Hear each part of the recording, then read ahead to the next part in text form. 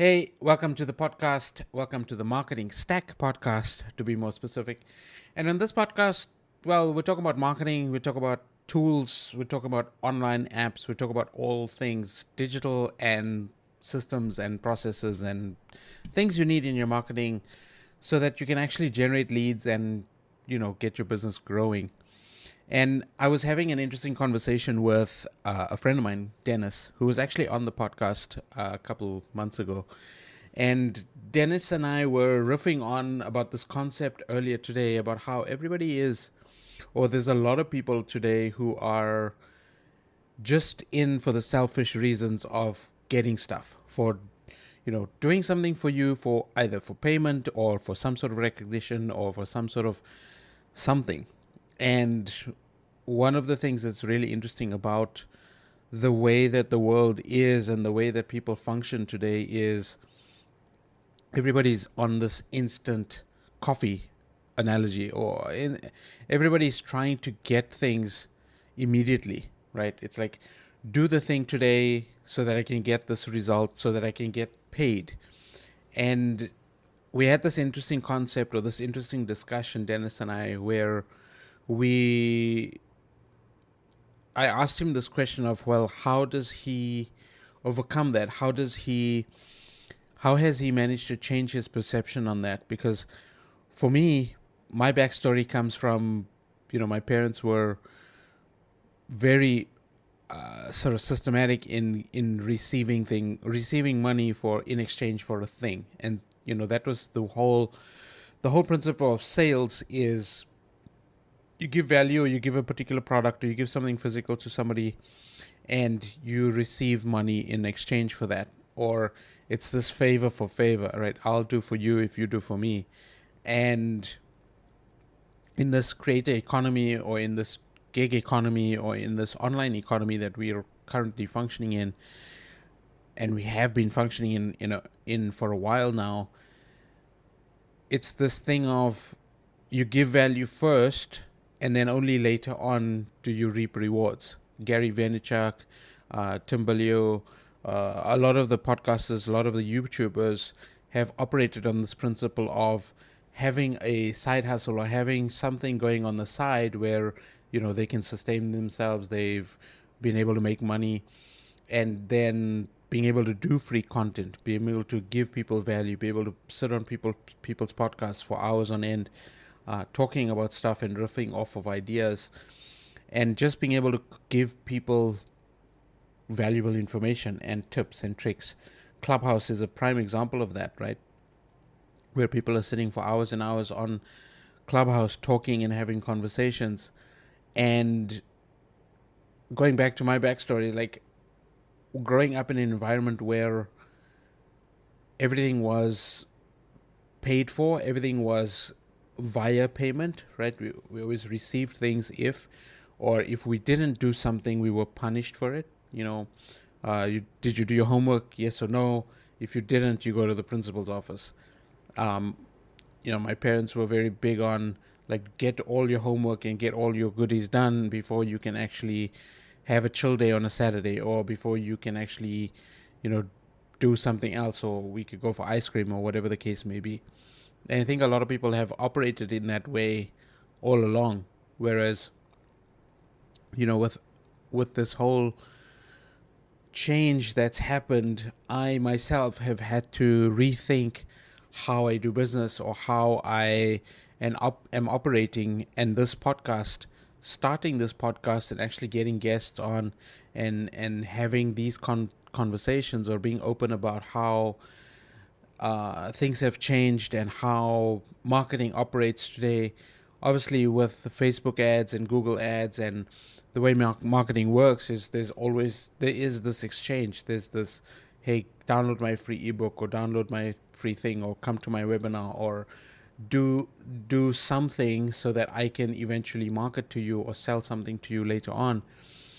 And it's a very interesting concept that that we're facing, because in this economy where YouTube exists because of the ability for creators to create content, advertisers to pay Google for placement, and then have, essentially the creators get paid via the community, or via just being relevant and being rewarded for content, is a really, really interesting dynamic. And I know it's not new, I know it's not groundbreaking, but this whole thing of producing content for a year to 2 years, or producing 2, 3, 400 videos before you actually start getting traction, giving first, is a very, very interesting concept. And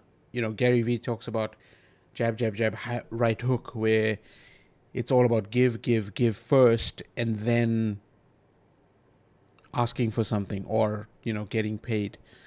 He wrote a book also called The Thank You Economy, where it's all about the giving. And this is something that I am obviously experimenting with, and is something that I'm looking at.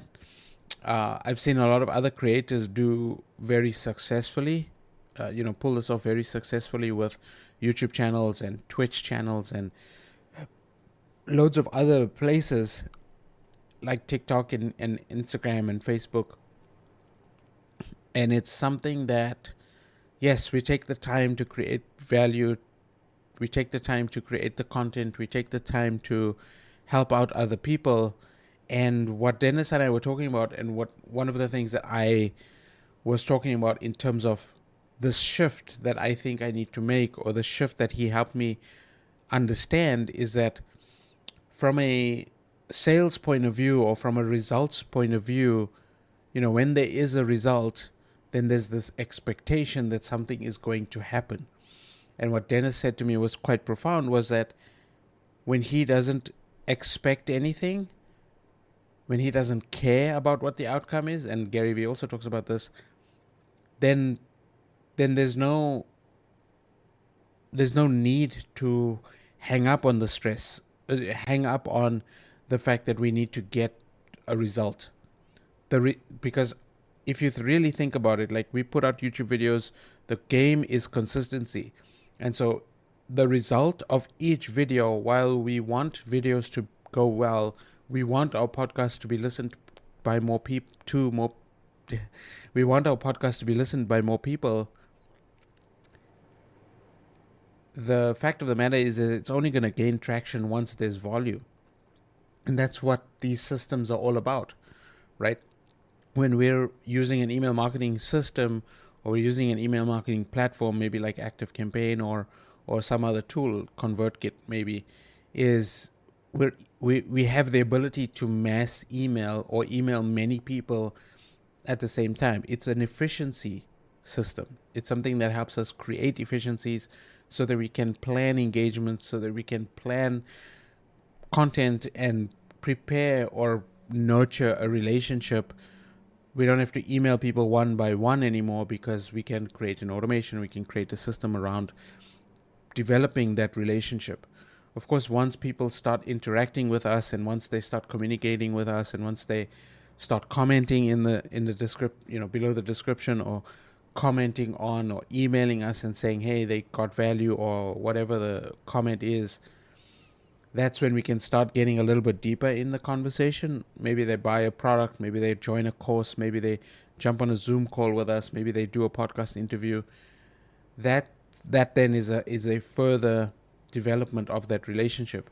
And so we have the ability to use these systems, to use these tools, without expecting a result, by just being able to provide value, by being able to record ourselves, being able to write maybe blog posts, or even if it's tweets on Twitter or LinkedIn, or whatever the value is that we're going to give out to the world, to people that are on the outside, that maybe need the help, or maybe they need the advice, or maybe they need the education, or maybe they need the entertainment. That's what these systems give us, is the ability to communicate en masse. And I don't know if you've heard me say this on the podcast before, but in reality, the internet is just a giant telephone. And when we can start crafting our messages to reach more people, create content that is actually interesting for people, tell better stories, create some sort of a hook where we get people interested in what we're doing, that's when we can start getting traction. But those are skills that we need to develop. And so the only way to develop that is to actually put the time in. And later on, sure, maybe people would actually come to us and reward us. And so this is what's referred to as momentum.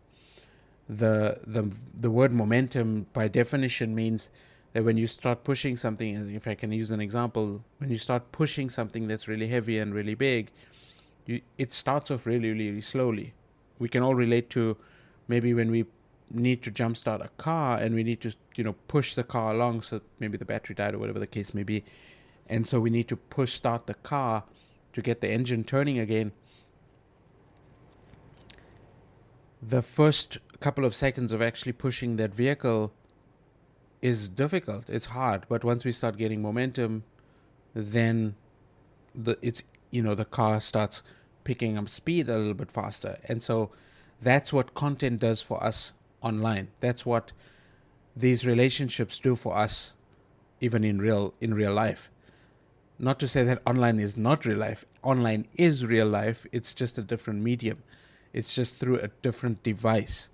So in the past, we used to call each other frequently. We didn't have smartphone devices. We didn't have all of this technology around us. We had different forms of technology, which was more manual, which was more one-to-one. And so the internet allowed us to start communicating to more than one person at a time, with the hopes of, one, being able to sell more products. So that's what majority of people are trying to do.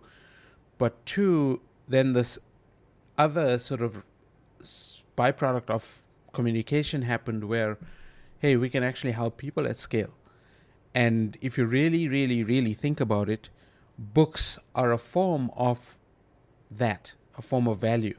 Because in the past, before the internet, before any of this stuff, when authors published books and were able to get those books to readers, and people bought those books, and they were publicized, and they were available to people, and they were published in many countries, and published in many, and put on in bookshelves in lots of different bookshops. That's how authors were able to build credibility and actually build scale into their businesses. And so it still exists today. The only difference is now we have the internet, which is actually even more revolutionary, because now we can go to millions and millions of people. And yes, it takes time to write a book. Yes, it takes time to build up a YouTube channel. Yes, it takes time to build up an email list. But the years or months that we take creating those assets and building that skill and creating those relationships and starting to gain the traction that we need is the skill. It is the thing that I think all of us need to learn, because in the future, or even in the now, this is the currency of the day. Attention, relevancy, consistency, and being able to be authentic. I would say those are the four things that really makes or helps people stand out from the ordinary person who's just trying to pitch their product all the time. And if you look at Twitter is a prime example of that. If you search any keyword on Twitter, there is probably 80% of people that are just trying to pitch, hey, here's my YouTube video, or hey, here's my product, or hey, pay me for this X, Y, Z thing. I made this thing for you because I want something back. The conversations that are actually meaningful, that are actually valuable, that are actually worth getting into start off of people who are giving for the sake of giving, for writing things because they just love the art of writing, for developing conversations, for developing relationships. And again, this is something that I'm still learning to do. And if you're listening at this point of the podcast, I thank you, because this is a hard skill. And the podcast format, especially when recording alone, has a very different dynamic to when you're having a conversation with somebody. And so if you're listening to this podcast and you're taking in what I'm saying, it's been a tough journey for me, because coming from that sort of take experience of growing up, and I'm 40 now, living in Thailand, trying to break into the US market. I've been working with US clients for ages, but in terms of content, in terms of being able to put my voice out there, in terms of building a name for myself, yeah, it's been difficult. And 200 plus videos on my YouTube channel, and I'm still trying to gain traction on the other YouTube channel, right? This is the Marketing Stack Podcast YouTube channel. And on the other channel, my main channel, Burhan Patel, 200 odd videos up there. And it's been a grind. One, because I'm just trying to figure out who the heck I am. And two, because, well, when you grow up in this whole sales environment and everything is about sales and everything is about profit, and now you come into an online space and you start working on a business, a digital business, a digital agency. Yes, there are a lot of clients out there who just want sales. There are a lot of clients who just want the results. They just want the conversions. And I've worked with those clients, and some of them have been very successful. Some of them have not been. And for me, at this point in my life, I think I'm working more on the long game. I'm working more on sort of how can we create value in the world? How can we develop a long-term relationship where the result is the relationship, the result is the pursuit. Or in Dennis's words, we don't care about the result. We care about how we can reach people, how we can help people, how we can change their lives. And this is what I'm moving more into. And the 200 videos that I have on my YouTube channel are all about sort of helping out. Some of them are tutorials, some of them are, explanatory or tips type of videos. And I think it's interesting because when we're creating content, we're trying to help people out. Yes, we've got to try to create attention. We've got to try to hold people's attention. We've got to make things interesting. It's a hard thing to do. It is a very difficult thing to do. And if you're listening to the podcast, I'm just being open about the fact that, well, my background has been mostly brought up in the sales environment, and moving online and, been working online for the last 7 years. It's a skill that I'm still working on. It's a skill that I'm still developing. This whole concept of putting out a video, not getting any leads from it, not getting much comments from it, not like the pursuit of success in this era or this space is very different. And newer people, younger people have the luxury, or have the actual, I would say they have the pleasure, they're lucky in the sense that, they don't come from the whole sales background, or when they're being sold to, it's very sensitive for them. And it is sensitive for me too. I don't like to be sold to either.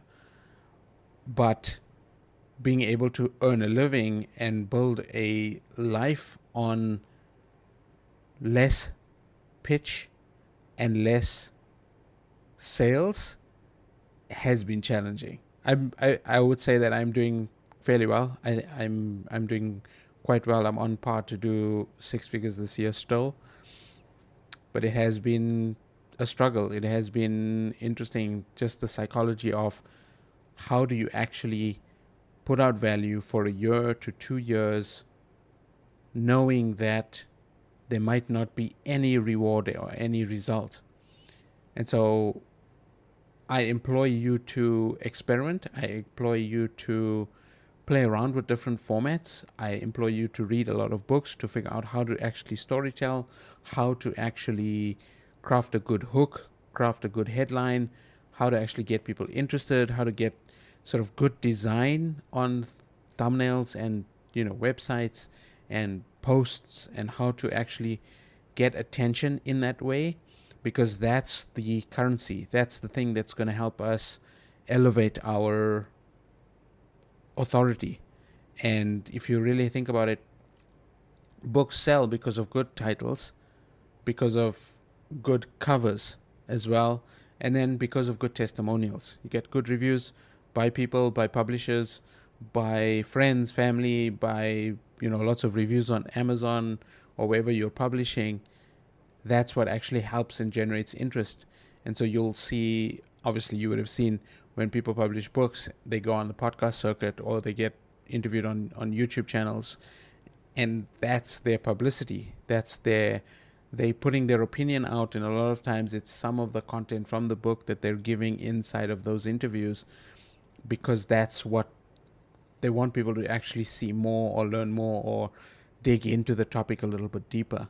And so, when we're thinking about publishing content, we've got to think of the long game. We've got to brand rather than sell, meaning build a base first, build the foundation, and in Dennis's words, build the scaffolding so that you can actually create the thing that you need to create or that you're trying to create. If you don't know what you're trying to create, then that's a whole different conversation. That comes down to what are you interested in, what are you passionate about, and I could make another episode about that. But for this particular episode, I wanted to share those golden nuggets and basically just have a recording for myself, and hopefully this helps you as well, because